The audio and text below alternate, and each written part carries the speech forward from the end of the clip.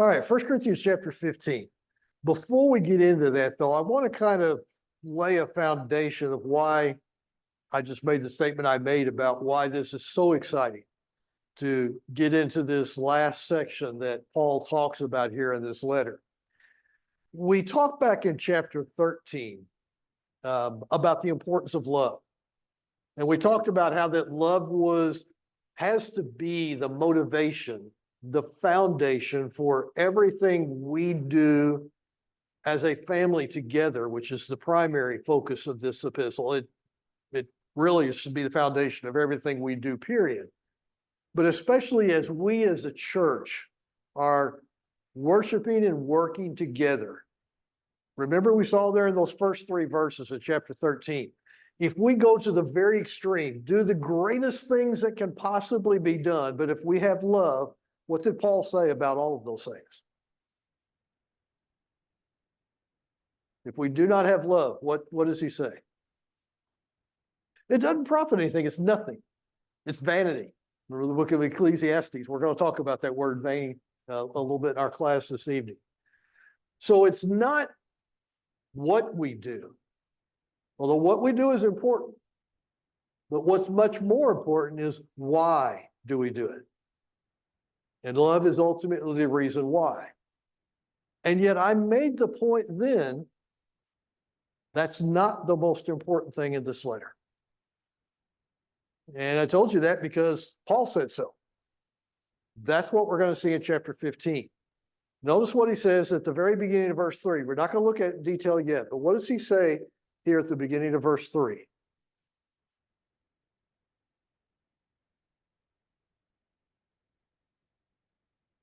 Just somebody read that first phrase. For I passed on to you as most important what I also received. I like your translation. This is most important. And so that's, even in comparison to what he talked about with love, he says, what I'm going to tell you now is most important. At the end of the last class, I asked you to think about these 2 statements. Kind of stew on that this past week. Let's talk about this first statement. My love saves me. And I want you to think about that statement in light of what Jesus said in John 13, verses 34 and 35. By this, everyone will know that you are truly my disciples if you have love for one another. That's a pretty powerful statement. So, is this biblical truth? My love saves me.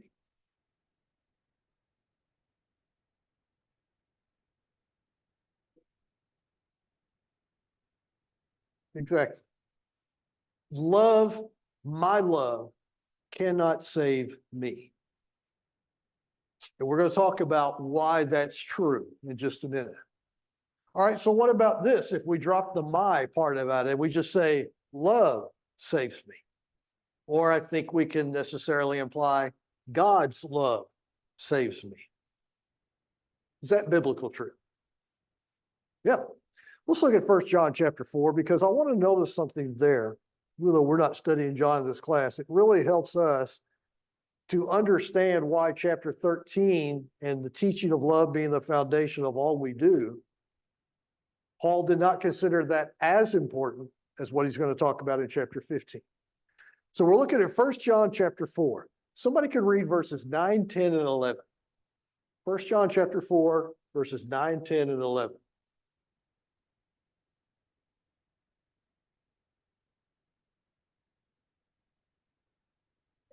Love of God was made manifest among us, that God sent his only Son into the world, so that we might live through him. In this is love, not that we have loved God, but that he loved us and sent his Son to be the propitiation for our sins. Beloved, if God so loved us, we also ought to love one another. All right. I think John in those 3 verses helps us to understand the relationship that Paul's really been talking about here in 4 or 5 chapters. The idea of love that we have for one another, that's got to be the foundation of all that we do, and yet how that is not as significant as the love that God has for us. I'm going to start with that middle verse. In this is love, not that we love God, but that God loved us. So yeah, we should love God. Absolutely, we should love God. But that's not really the definition of love. That's not where love begins. Love begins with the love that God has for us, has had, continues to have, and will always have for us. And that ultimately, I believe, is the foundation of this statement. Love saves us. It's God's love that saves us. But then you notice what he said at the beginning of this. In verse 9, he says, this is how God's love is manifested, made clear to us, in that he sent his son, in that Jesus came to be among us, to set an example for us, and to die for us. And that's the beginning of chapter 15. And so then in verse 11, what we're going to find here is this statement comes first. God's love saves us. So therefore, what?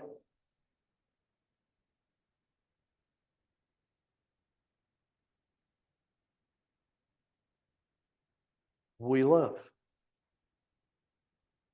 Therefore, we love because God first loved us. We don't know love if it wasn't for God. Even the atheist who claims there is no God does not know love if it wasn't for the love that God has shown. And ultimately, chapter 13, the teaching, which really, again, permeates the entire letter, everything that we do out of love for God and for one another, is all built upon what Paul says is most important. What's most important is the demonstration of God's love for us. Does that make sense? Anybody got any thoughts, ideas? Let me talk about the image that I've been using as kind of I meant to do this last week and just let it slip. I hope most of you can see that. It's a bunch of human hands. And somebody's taken a paintbrush and painted a heart with all those hands together, and then painted a heart on those hands. Just a nice little image. But I think it really captures the idea of what Paul's talking about in this letter. If you take one of those sets of hands out of there, what happens to the heart?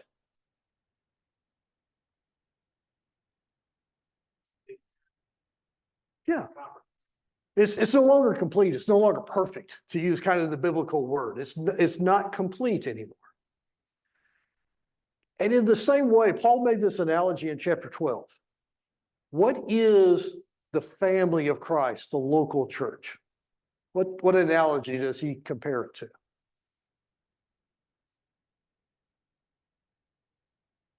Remember, there was the hand, the eye, the ear, the foot. It's the human body. If I just detached my left arm here and just left it on the bench, what does that do to my body?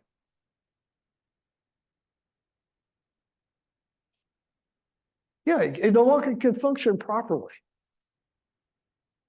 And that's what the analogy what Paul is making in the local body is, trying to let everybody know, both in a positive and a negative way, you are valuable to the body, no more so or less so than anyone else. It's all the body working together. That's why ultimately this idea of profit is so important, because it's how each part is functioning for the benefit of the whole. Well, the same thing is true when we're talking about this idea of love. Our love is not complete if we're not in harmony, in fellowship with one another. So that's why Paul said at the very beginning, we're called into fellowship. We're called into fellowship with Jesus Christ. So he spent most of the letter talking about the fellowship part of it. But what's the most important part? With Jesus Christ.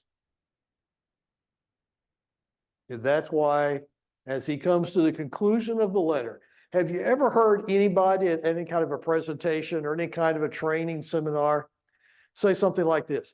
If you forget everything else I have said today, I want you to remember this one thing. Well, that's what Paul is doing here in chapter 15.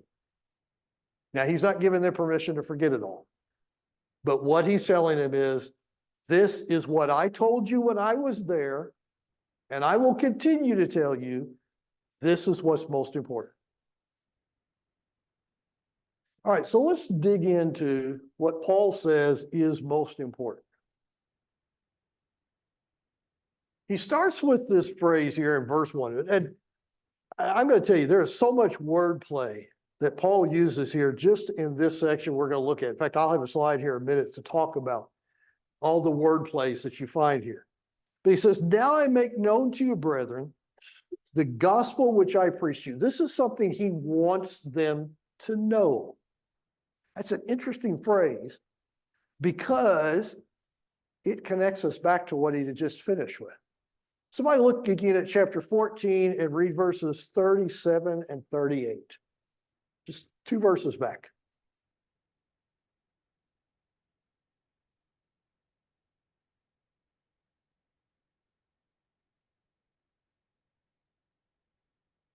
Everybody's nervous tonight. If anyone thinks himself to be a prophet or spiritual, let him acknowledge that the things which I write to you are the commandments. If anyone is ignorant, let him. Okay. So her translation said acknowledge. Mine says recognize. It comes from a word that is from the Greek word to know. And it's just a variation of that. Then we talked about this. Paul was saying if someone, it's an intentional action. To not recognize doesn't mean, I just never seen you before. I don't know who you are. This is someone or something you know and you just choose not to acknowledge or not to recognize. That's the same word Paul uses to begin here in verse 1. I make known to you. He's essentially saying, I'm causing you to recognize, or I'm causing you to acknowledge. This is something he's already talked to them about. We saw that back in verse 3, or we're going to see it in verse 3. But he says, I want you to know, or I want you to recognize, this is the gospel that I preached to you. This is the message that he's been proclaiming to them all along. And there's a natural progression. It's fascinating to look at these verbs that Paul links together. He says, this is a gospel that I preached to you. So what did they do? They received it. What did they do when they received it? They stand in it. And then finally, at the beginning of verse 2, what's the result of that? They're saved. Here we go. This is the gospel that saves them. It is a gospel of love, but it's not the world's concept of love, maybe like the photo we've got where everybody just is having a great time while somebody's painting red paint on them. No, this is a love that is demonstrated by their love for one another.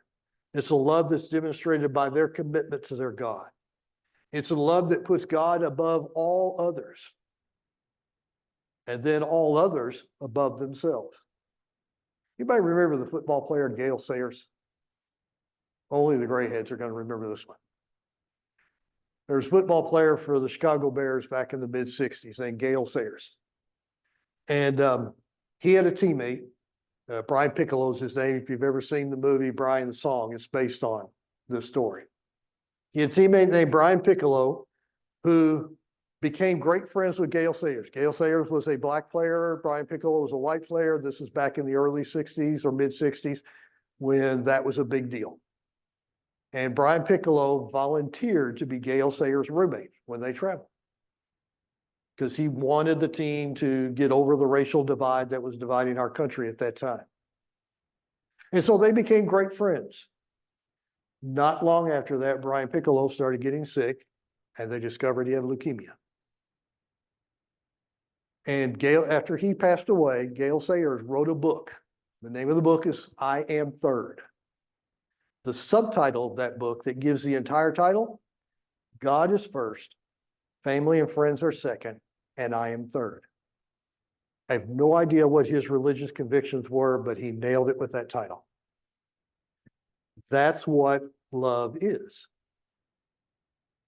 If that's what Paul has been demonstrating all through this letter, this idea that God is first, your family comes second, you come third, your spiritual family.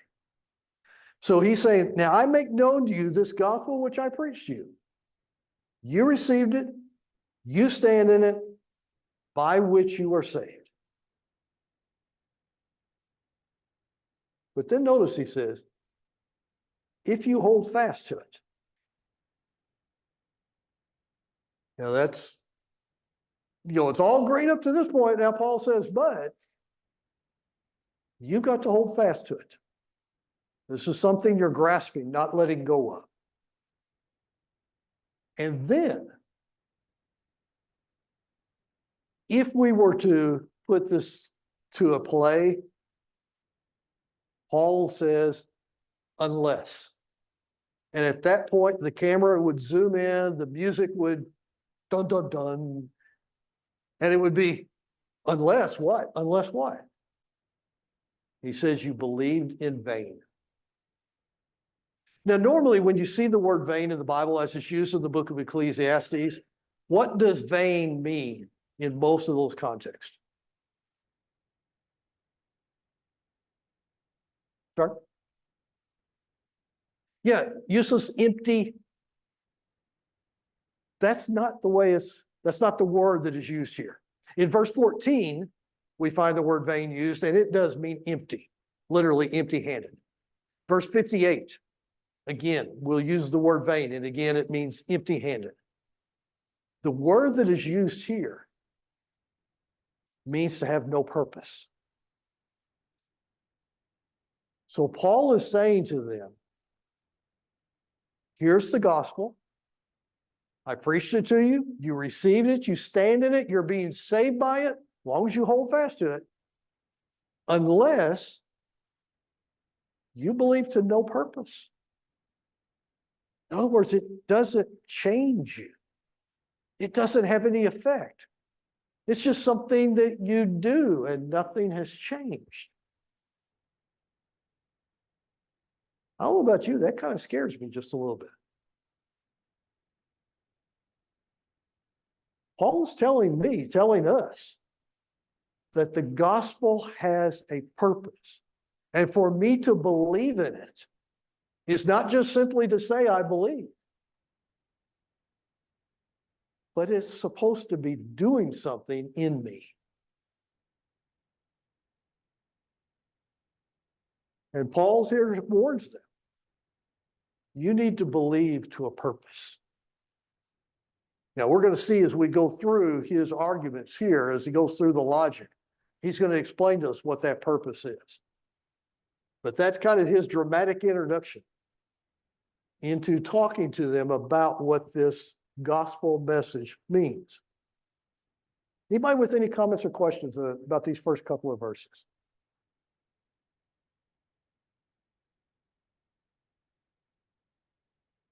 Considering what he's about to write, Mhm. There's a lot of pieces and parts to this over the next 5-6 verses. Yeah. If any one of those parts is changed or adjusted or removed, then that's what happens to it. It becomes no effect. Absolutely. And you even nailed some of my next points. I appreciate that very much. No, that's perfect. That's absolutely perfect. That's the whole point of this class is we're all thinking together. All right, I told you I was going to have a slide here, talk about some of the wordplay of Paul. I think this is a good point for us to kind of step back and look at it just a little bit. The first one we've already talked about. The word that is translated make known there in verse 1 is the same word, or at least the same root that is used in verses 37 and 38 of chapter 14. Paul does this all the time through his writings. Sometimes an English translation captures it, sometimes it doesn't. But in Greek, what he's doing is he's pulling words that he's used before and connecting to those words, so that when the people were having this letter written to them, they're connecting ideas that he wants them to connect. So first of all, is this idea, you can know. Now, this is really before Gnosticism, at least as far as we are aware, became a real issue among first century churches. But there certainly is a connection here with this idea that we can know. This is the idea we can choose to know.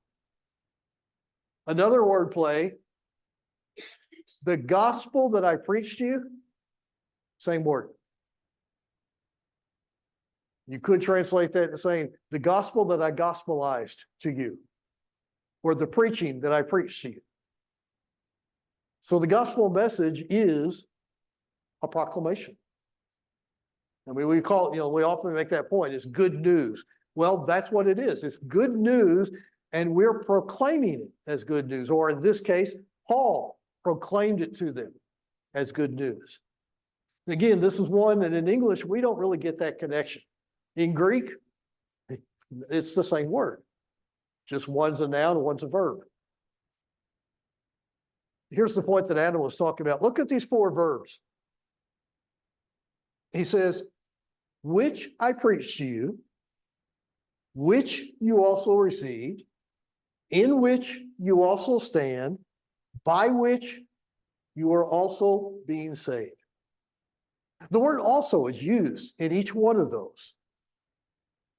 And this absolutely makes the point that Adam just made. When you connect all of these with the word also, what happens if you take one of them out?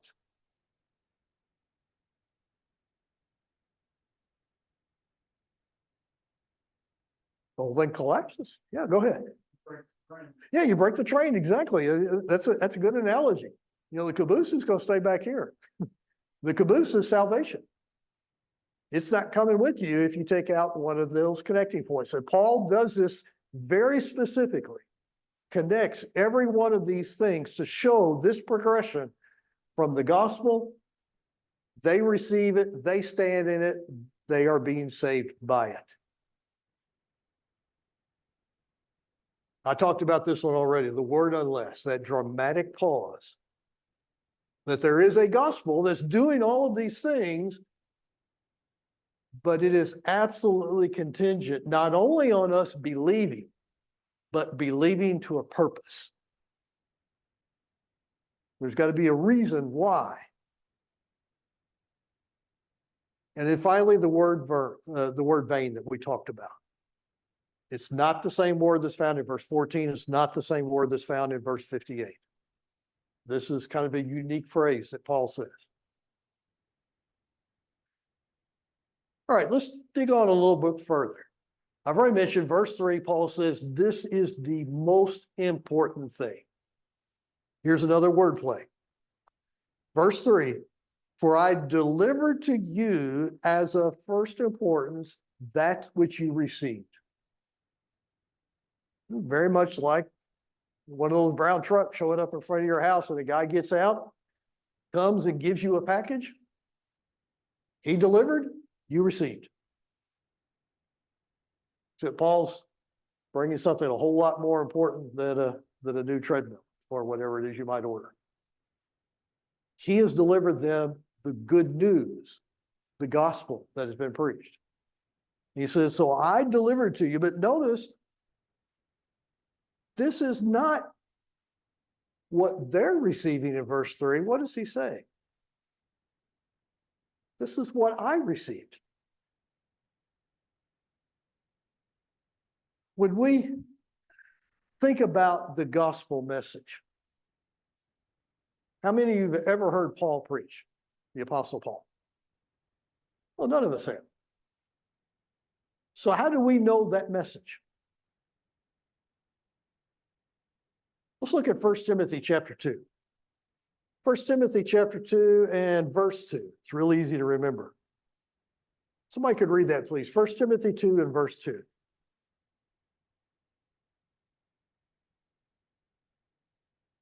I'm sorry, 2 Timothy 2. That's why I didn't remember it. 2 Timothy 2, verse 2. It's all twos.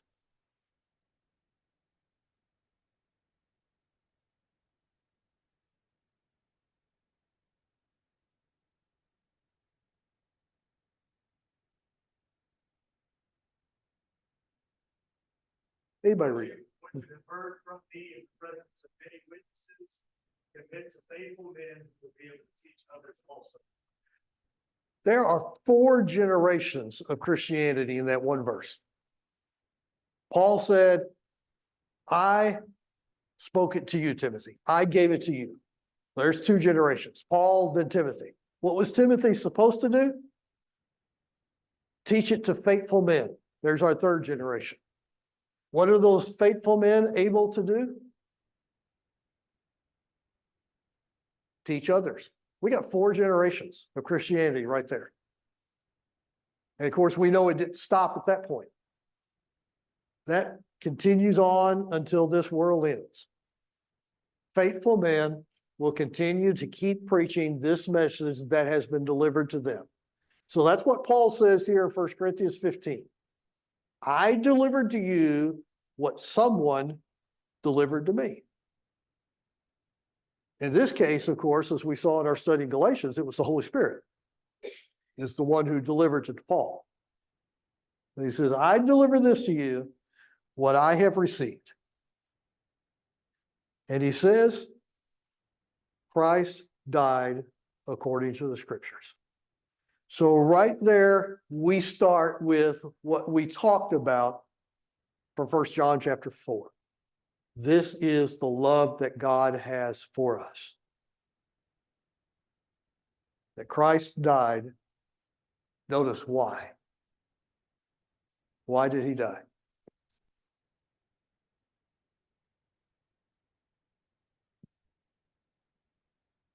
I couldn't hear. For our sins, exactly. That word that is translated for there means because of. He died because of our sins. There's no easy way to dwell on that.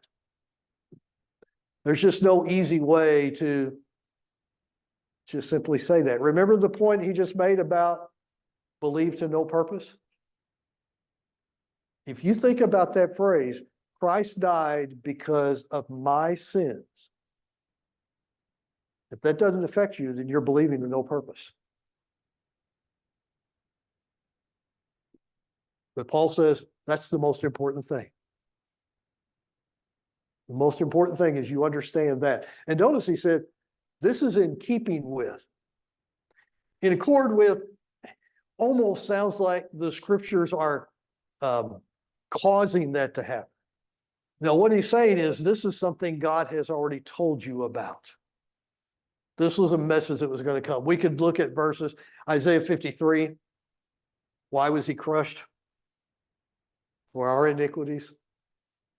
I heard some teacher many, many years ago said the most important thing in Isaiah 53 is to look at the pronouns. What he did for us. You get those pronouns, you're going to understand what's being said there. So many passages, we just don't have time to look at them all, but emphasizing this idea that this was something that was done because of us, because of what we do. Christ died for us. Then he said in verse 4 that he was buried. Interestingly, here he doesn't say according to the scriptures, although there are scriptures that indeed do talk about this, that do prophesy the fact that he would be buried. But I think the reason why Paul doesn't mention that is because the real reason why he's talking about being buried is because what comes next? He's raised up. It's not just that he has life again, but he is raised up. Why is that important to understand the idea of being buried and raised up?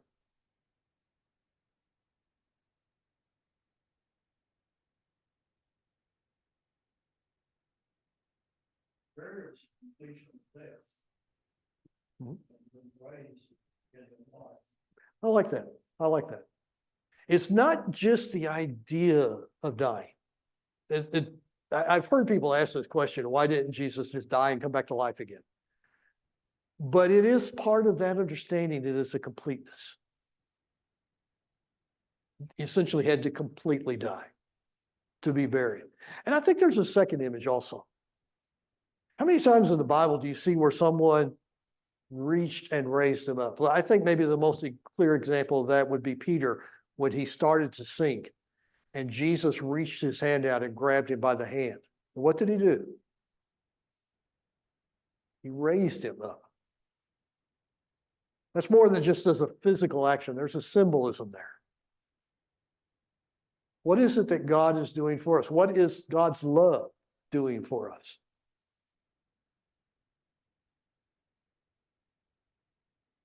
I'll argue it's raising us up. Now, again, we're not talking about the physical body here. We're talking about what he's doing for our souls, what he's doing for our spirits. He is raising us up. He raises up to a higher level. The love of God calls us to a higher level, calls us to be better people, calls us ultimately to love one another. We love because he first loved us. So this image is more than just, and I even hate to say simply, it's that in itself is overwhelming. But this is the Son of God who died for us, was buried because of our sins, and then he was raised up so that he can raise us up. And that's the image that Paul was trying to get them to see. And that's what he's telling them. This is what I've been telling you all along is the most important thing. What happened there in Corinth when they took their eyes off of Christ? Well, we've seen all the things that they've dealt with, that church dealt with. And again, I don't want to, sometimes we're all almost like stoning the church in Corinth. We're talking about how horrible and how evil they were. These were people who got distracted. They got their eyes off of the target of Jesus Christ. And what happens to us when we get our eyes off of the target of Jesus Christ?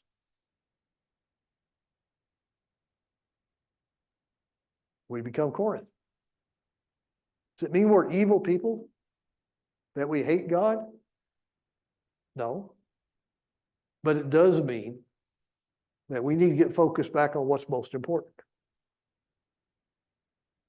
so that God can continue to raise us up. Anybody with any thoughts then about verses 3 and 4? I know we've spent a lot of time on 4 verses, but I told you I'm really excited about this. I was really excited when I found out the summer series doesn't start in May, it starts in June. I was really trying to rush to get finished by the end of April. And then when they told me, oh, you got an extra month. Oh, wow. We get to spend some time in chapter 15. Anybody with any thoughts or comments before we end? I'm going to give you another question to think about, to stew on. What is the ultimate purpose, the ultimate goal of the gospel? What ultimately is it trying to do? Now, I'll give you an idea. Some people would say, well, so that we can all go to heaven. Yeah, that's partly true. But is there a purpose for us in heaven? So then what is the ultimate goal for which there is nothing else that's trying to accomplish? just think on that, stew on that one a little bit. And we'll talk about that as we go through some of the next classes. I'm not sure I have a complete answer on that. That's one I still think about. Anyway, thank you all for your participation.